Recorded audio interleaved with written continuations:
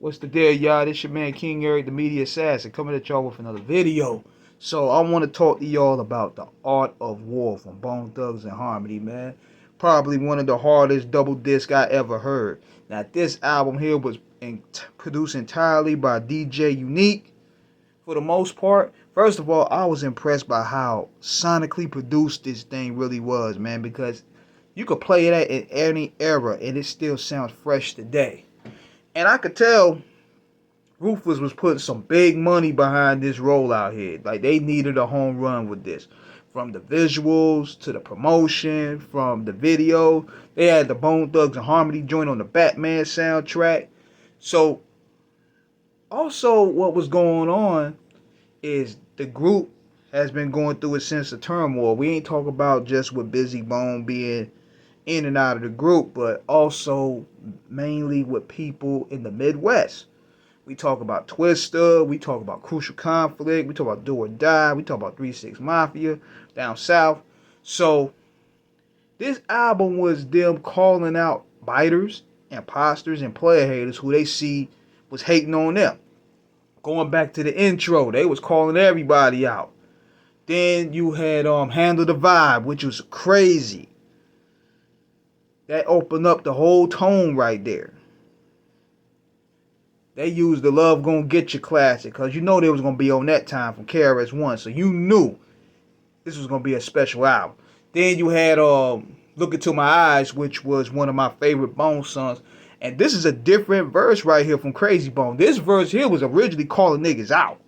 And this is the type of time they was on for most of this album. We talk about You Ain't Bone, all original, Handle the Vibe, Body Rot, which was going at the police. That's the anti-law enforcement joint that Bone be dropping.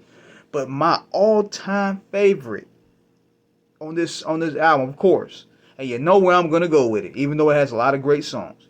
Thug Luv with Tupac. And shout out to my homegirl Silky Fine. She was originally on this song, but Rufus played some politics and got her out of there.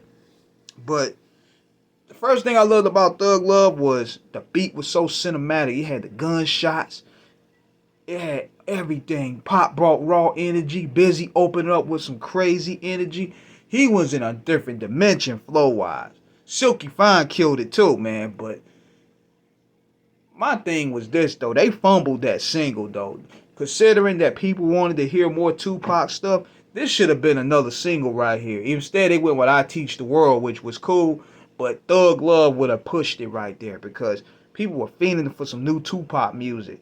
And that shit could have been played in movie soundtracks. I mean, I'm talking about movie trailers and all that. So Rufus dropped the ball with that single right there. But overall, another thing that I noticed about that album was they also took that album to introduce the Mo Thug family.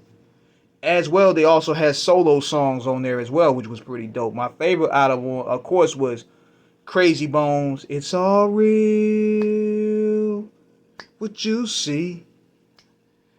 Then you had my second favorite was Wishbone. Wish brought it on there, man. Get your thug on, get your thug on. Wish brought it. My third was Busy and the fourth was Lazy, but man, look, let me tell y'all, man, Art of War was that album. If they had a bigger machine behind them, because at the time Ruthless was on his last legs, this shit would have been a monster. They should have have at least 5-6 singles spawned out of there. That album should have took on 3 years worth of content. 3 years worth of videos and promotion. But at the time, Ruthless didn't even know what they was doing, man. They didn't know they was coming or going. So that's my take on that, man. So let me know what you guys think. Subscribe, hit the like button. Salute to everybody. Peace.